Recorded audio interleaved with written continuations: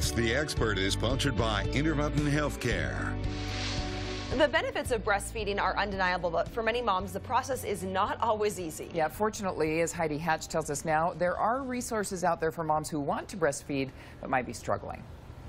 We want every baby to breastfeed. It's the preferred choice. Breast milk is the best possible food for a baby, but for many new moms, breastfeeding isn't always simple. We help them breastfeed. We show them how to do it. We support them, and we let them practice so that when we walk away, they can do it without us. All Intermountain hospitals provide lactation services to help put you on the right track.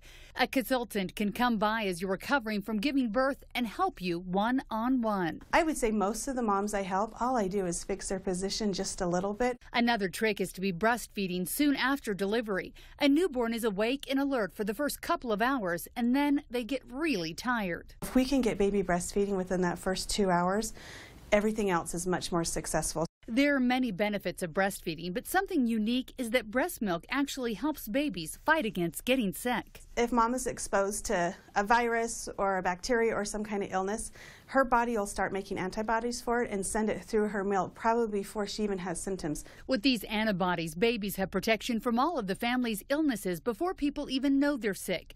So even though breastfeeding can be challenging, patience and practice is the key. Breastfeeding is hard for 2 weeks, and then it's like the easiest thing you've ever done. So if you can just hold on for 2 weeks and put forth that work to learn a new skill and teach your baby a new skill, it'll serve you the rest of your life. Heidi Hatch, 2 News.